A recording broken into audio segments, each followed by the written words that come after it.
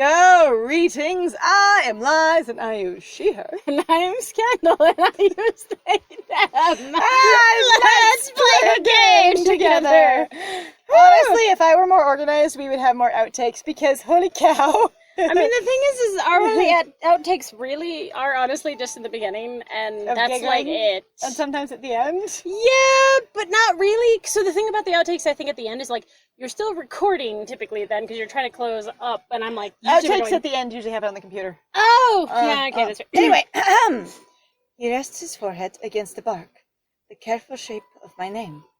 What was I doing then? When he was here at the palace, calling for me, where was I?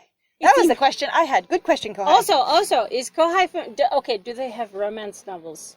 In the Vesuvian Kingdom, do they have tropes? No, hang on. Do they hang have on, stories? hang on. Sordid tales of villainy and Does decadence. Asra have them in his library? That's a So good question. Kohai could read them. Well, that's a good question. I've read every book in his house.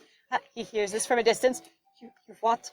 I mean, honestly, based on that, my guess would be no, because this would be such an obvious trope. To me, I'd be like, did I die or something?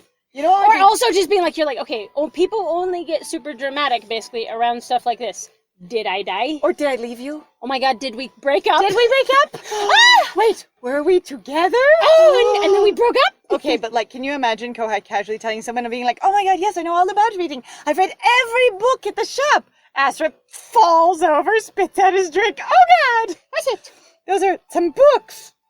The question burns in my chest, but as I watch him slide his thumb over the grooves, it catches in my throat. I should heal it over. I mean, the tree is probably doing fine. Okay, so the thing is like lots of trees, they will bear impressions of, but it does not mean... He's saying I should get rid of it. That's all he's saying. Get rid of what? The scars carving on my heart. No, the carving in the tree. No, I'm talking about thematically, though. Like, that's what I was talking about, too. Trees Thematically, heal, he's talking about getting rid of the memory which is of dumb. that time. Yeah. Thematically, he's talking about I should heal it over so we don't have to talk about this anymore. I should let it go. Except for the fact that it is literally a thing that your character has asked to have answered. So him going, I should do this thing, is really stupid because your character's like, I've already asked you, so please don't. Please tell me about it so I What can have he's access. saying is, I don't want to tell you about it. Yeah. I've told you as much as I want to tell you. I should heal it over. Don't Or- do it. Wait, those are your only things? I think I would say don't. Oh my god, just be like, don't? It's a piece of you? Right? Like, it's not even, it's a memory, it's my past, it's a piece of you. It's also like, I should heal it over sounds way more aggressive than going like, I should let things kind of take their course, sort of Or thing. I would like to change the topic, or it is in the past, or it's done now. Uh-huh. Or it was like that, now it's not. So I would just say don't. Don't. The sound of my voice shakes him out of reverie. He might not have meant to say so much. Because he usually doesn't talk. Ouch. He doesn't Ow. like Ow. to say Ow. Now he's actually been called. any amount of He's not very good at talking. explanation or discourse or information. He doesn't like to share, really, or give plot or exposition. Why not? It's connected me to our past together. When I touched it back at the beginning of the few days that have happened so far. The beginning of... Hang on, it's been like 2 days, 2.5 days.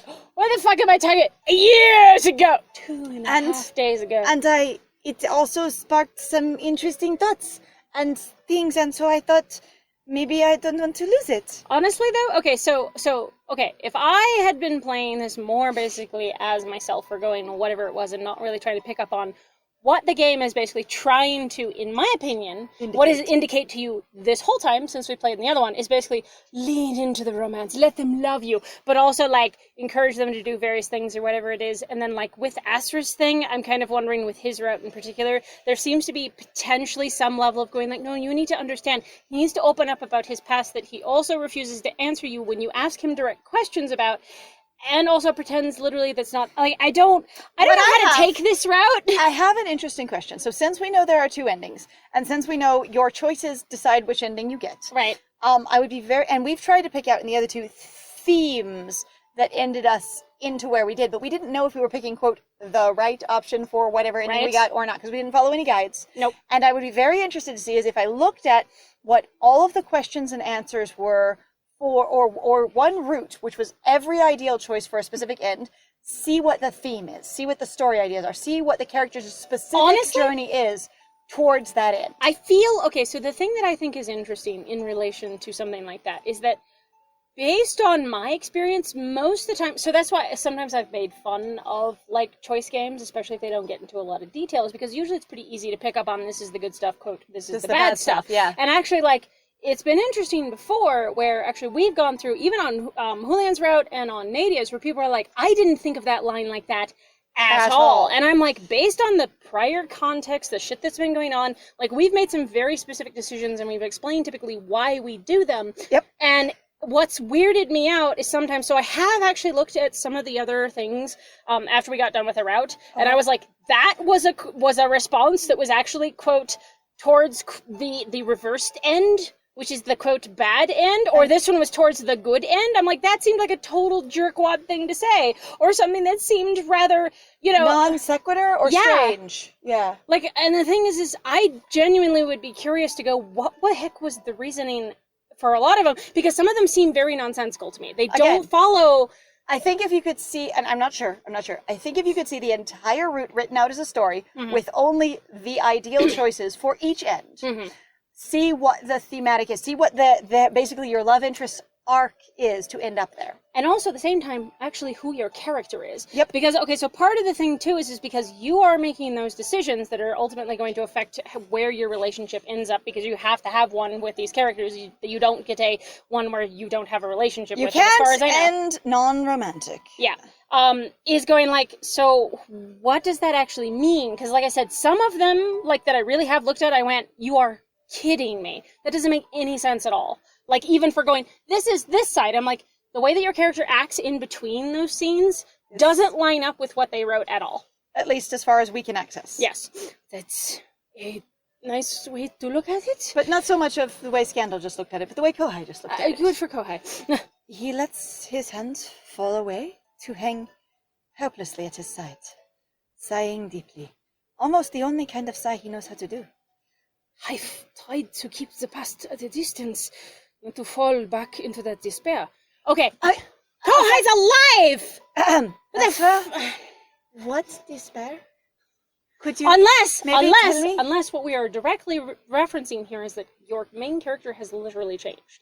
Well, and that's gonna say. So the thing is that no matter which route you run into, basically these are different people, which I wish they would go into more, because based on all of that, like, they seem to kind of want to sort, like, in terms of the writing, it really kind of wants to deal that and go, what does that mean for the people interacting with it? And so the thing is if you haven't seen any of the other routes, we've talked about a lot going, if they're dealing with a person who died and was brought back to life, one, what are the belief systems around that? And two, does that bring back, in their estimation, the exact same person, and but without their memories? And if you don't have your memories, are you the same person? Well, and if you develop with different memories, quote, are you the same person? Okay. And so the question being, are there core personality traits, if in fact you bring back the same substance, as it were, that would be relevant? Or is it just I lost the person I loved, I tried to bring them back, I like you, but you're not them. So, and the thing that I think is interesting, so this is basically dissolved into a question that's very big in sociology and also in psychology, which is nature versus nurture. Yes. Though I think it's more common in Psychology. Is it more common in psychology? I talked about it a lot with my soc teacher, so I don't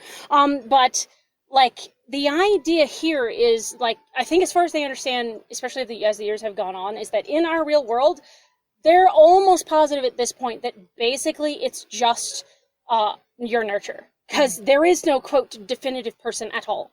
Like, there is no, because the thing is, if that were true, there was a really great example of it. So we were recently watching a video about James Campbell's The Monomyth, right? Okay. And there was a thing in there going, well, you have to understand that because we're all humans, we all basically boil down to the same myth, right? And this was a critique against it, because James Campbell's Monomyth is a bunch of shit. And it really actually fit everybody and everything. Because the thing is also was brought up was going like, if that were literally true, you really could then literally go into any story at all. And also, we wouldn't have the kinds of war, the kinds of disagreements, the kinds of anything across our entire reality globe. Would be different. Reality would be entirely different. So the concept that it is, well, it's just an inherent, part of human nature is, as far as they can tell, it's just bullshit at this point. And I would say, based on my experience in psychology, which nature versus nurture is an entire unit in psychology. Like, you can take a whole class that's just nature versus nurture, but it's an introductory piece, and it's in every single one of them going on up. Right. But the thing is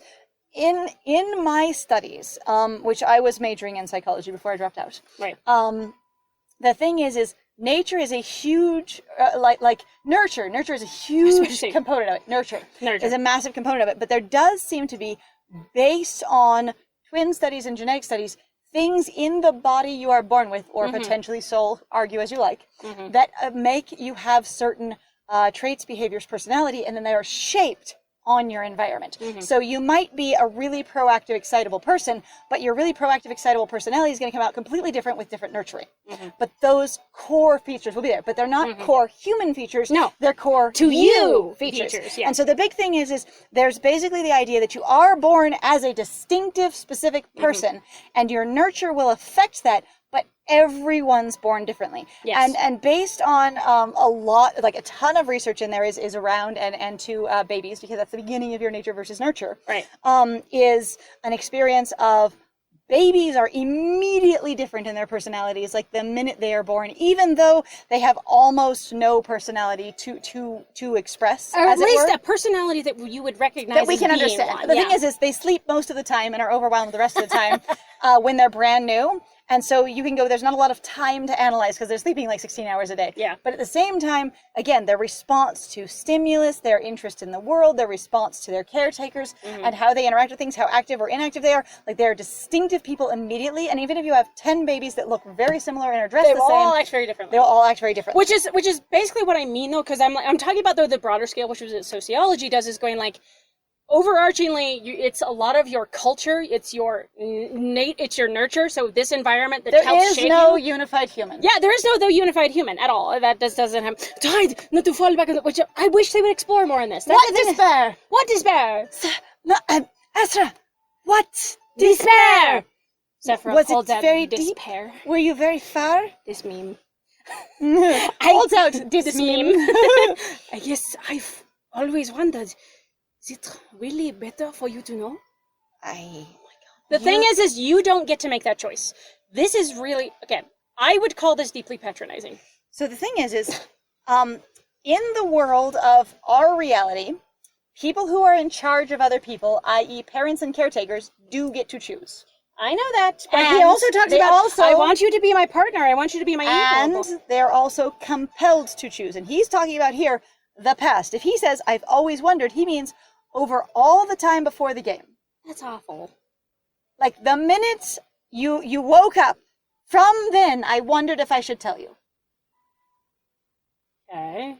And going, that's a huge weight of going, I now suddenly have an adult-sized infant to deal with. What do I raise them as? What do I teach them? What do I nurture them with? What do I give them?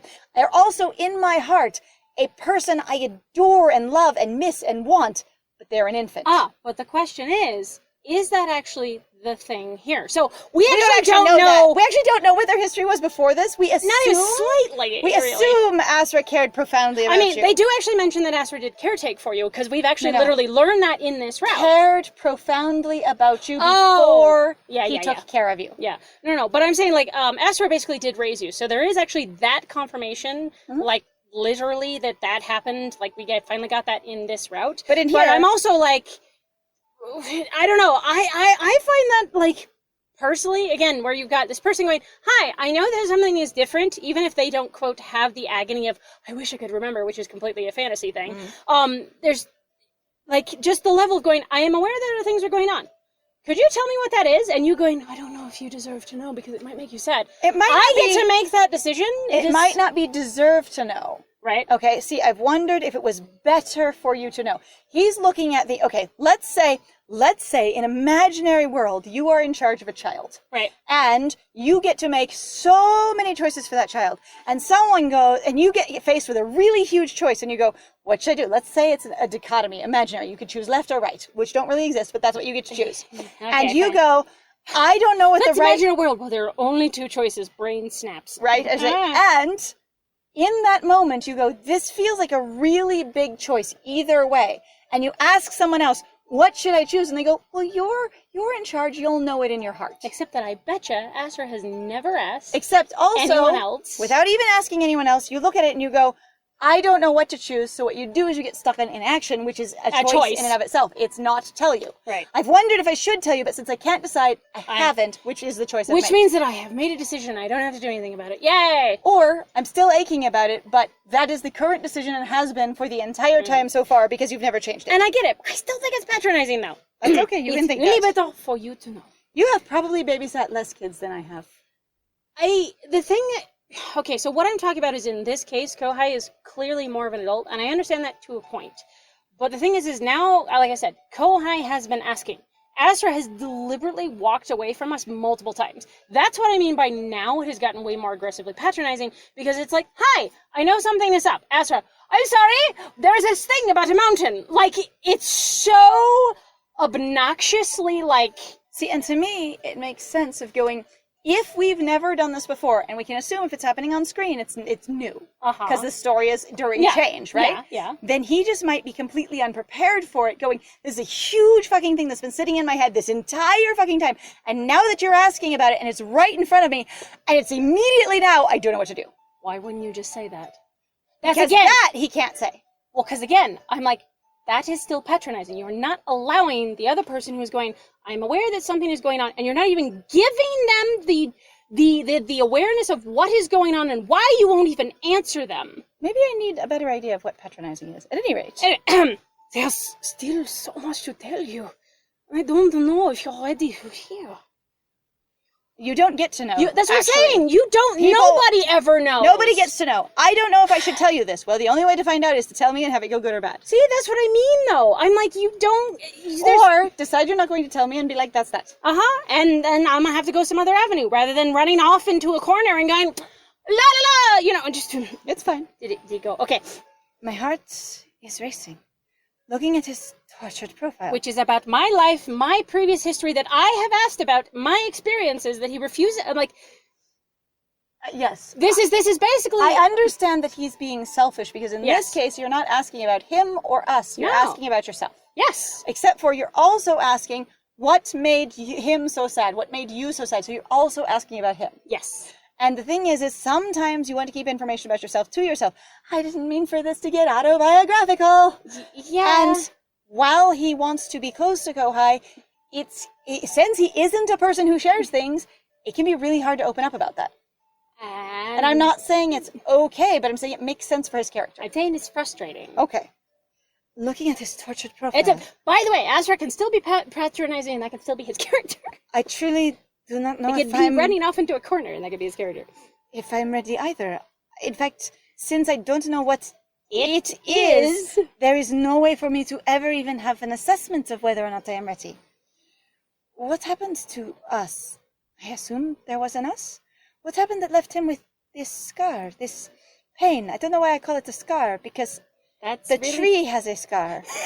Tree! And now you're... He seems to have... This is his now, is it? He seems to have active pain. A scar is something that's been, like, healed over? Like, so what you mean is a wound. What so when somebody says, as I will quote from a movie that I don't know movies exist, scab. says, scars heal, but it's not. Scars don't heal.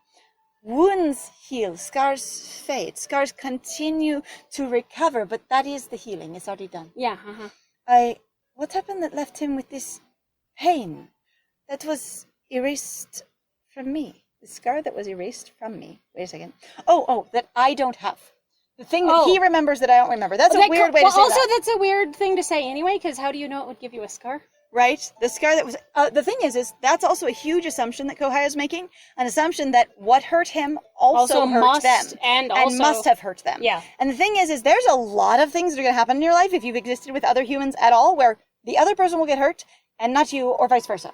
Like, all the time you will accidentally cause small or large pain, or unintentionally, which can be different than accidentally, on other people. Constantly. So the assumption that it must have hurt you as well is interesting. Okay, so part of the reason I think also that this frustrates me is even in romance tropes, what I have usually seen when you even have a manipulative sort of character, it's usually a sense of them going like, oh, you don't want to hear about that. Like, there is still this level of going like, I'm trying to basically walk around you, but you understand. It's not just so weirdly dropped in a way that I don't know how to describe this particular writing style does, that doesn't work for me. Because there's no connection. Because especially in romance, a lot of it is about the tension and the will they and they won't they, and what secrets are you hiding from here?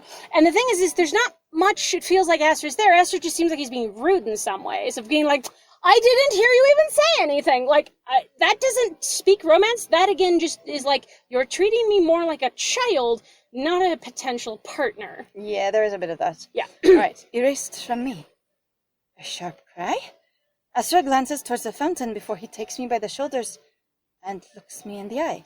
Was it his sharp cry? Someone else's? Was it the owl screeching and now we only have a moment before something happens and he's trying to... She's here. Remember, it is a bird cry. Good to know. My sharp cry. Sharp weird cry. Noise. He is deeply distressed, and we are talking about his profoundly intense emotional state. A sharp cry, and then he does a strong movement. Was it his sharp cry? Okay, so the thing I have here is, again, that problem going, like, why wouldn't it be a sharp cry? Asra grabs me. Oh, God, what's wrong with him? Like, I would have expected, basically, the character actually have a reaction to that, not suddenly it drop. Or a sharp cry pierces the air around us, which means it's not him. Yeah. Then you can specify pierces the air around us, then you are included in the around us, not the it's one of you. Yeah. Anyway. No, she's here. Remember, even if all we want to do is explain, you never know who's listening.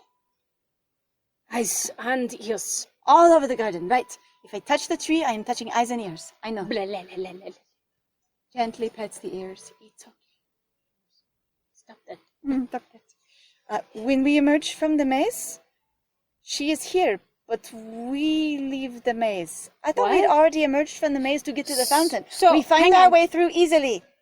Or quickly. We already found our way through. Isn't the fountain in the middle of the fucking... No, the gazebo is. The gazebo is. You have to get out of the maze to be at the fountain. We were already out of the maze, unless we were standing in the exit of the maze the entire time staring at the fountain over there.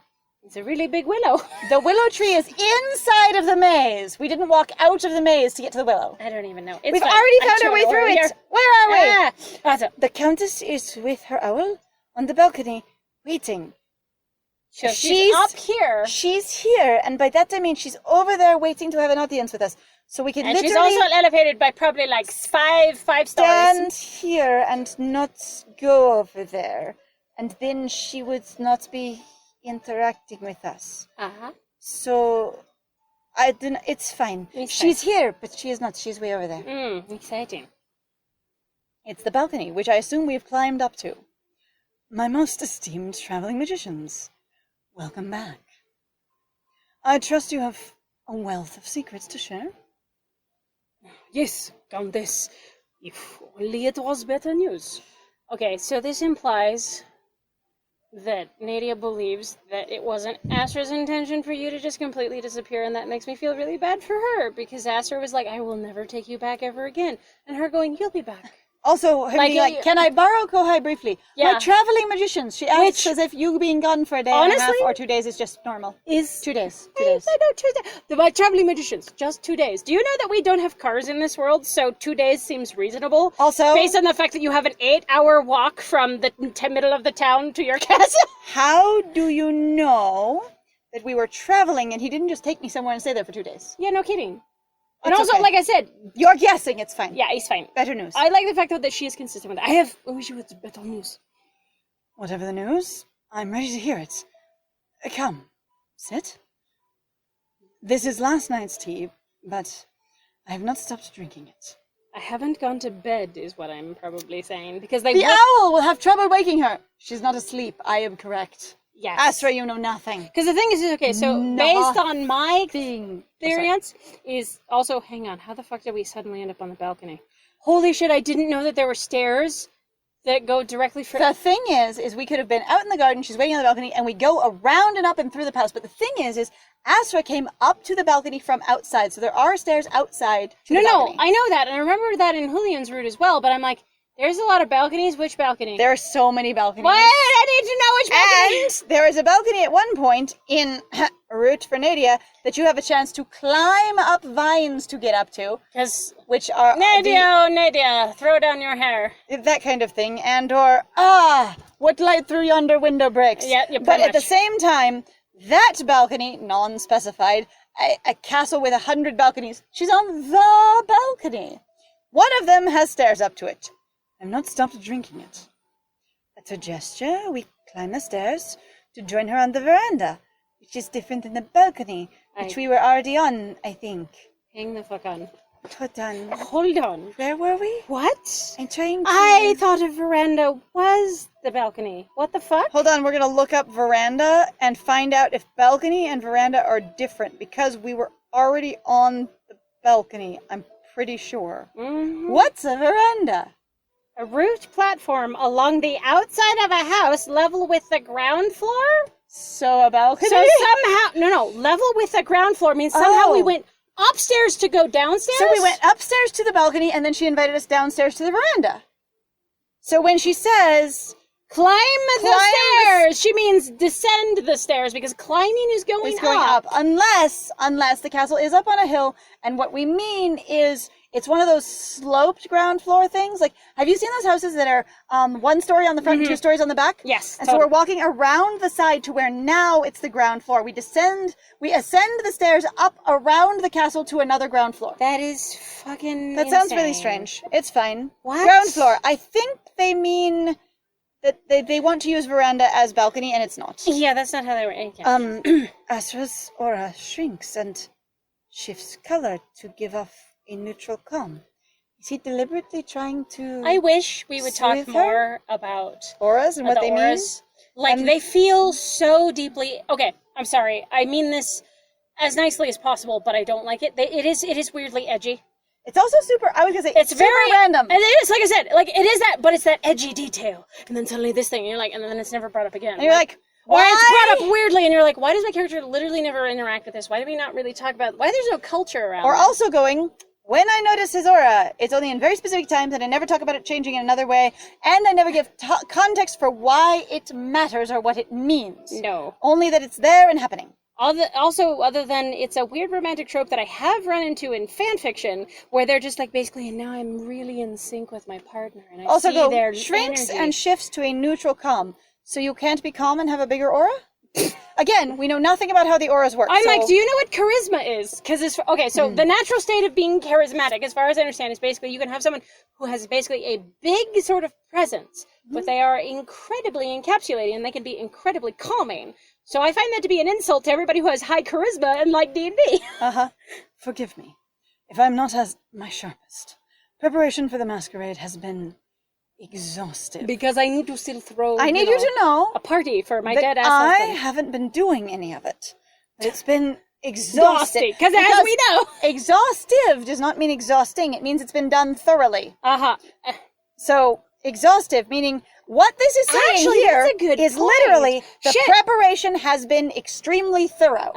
Exhaustive means covering all your areas. bases. I have investigated exhaustively. I have read the book to exhaustion, and I've gotten everything out of it. It doesn't mean you're actually tired. Or is the room safe? I've inspected it. It's been, expected exhaustively. Yes. Like, it's just all there. So yeah, been exhaustive is complete and thorough. Yes. And again, that doesn't mean you're tired. And it doesn't have to make you tired. Not even slightly.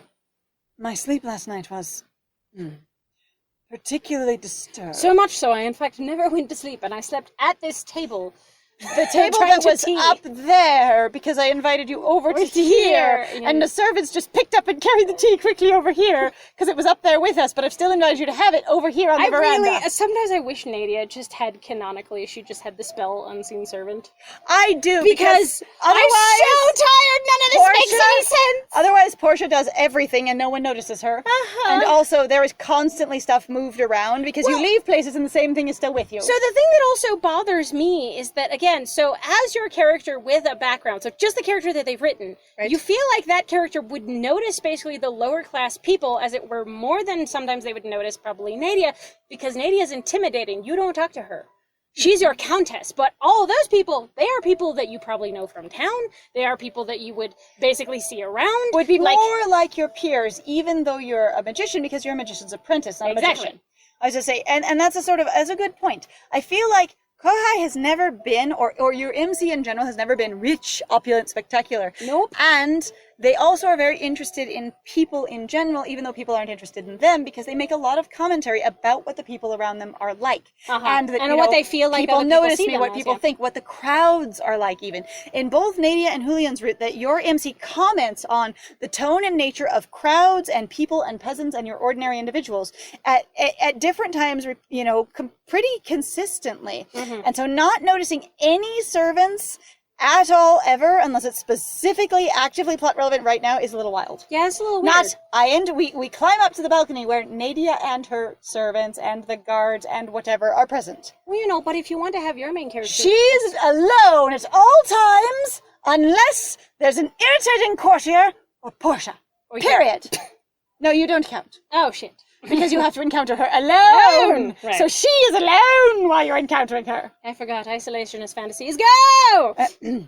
Particularly disturbed. Tell me, then, what's the news, I guess? I mean, sorry. Tell me, then, long pause until we change the page. What did you find? The doctor, perhaps? We didn't actually go out to find or look for anything.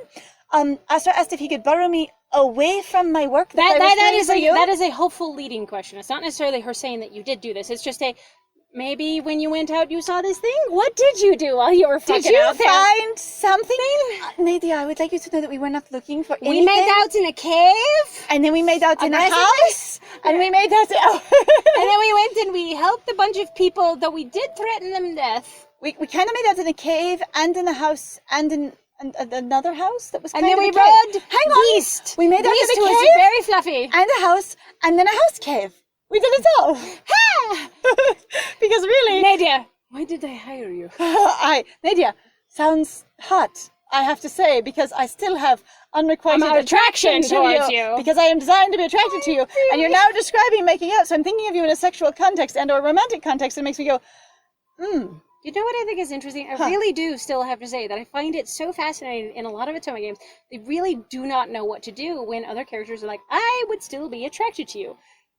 Because the only way they seem to be able to solve it, quote, solve it, is basically do really awkward polyamory that to me feels very much like revolving door or here's my favorite wheel for the day. Because we have actually played one game, it was more on our own, and it was weird. Or there is the solution of it becomes a completely unresolved harem. Yes. Everyone's after you and kind of involved with you, but no one gets you. Yeah. Or you get an experience of they just make them not interested once you've picked someone. So everybody has a crush on you. Everybody's hot for you. Yeah. They're all completely like, God, that is the most attractive person I've ever seen. I immediately have and then feelings and arousal and all of it. And then the second you pick someone that they don't even know and then about, the hood comes on or interact with, and the light goes out. All of them have a good little a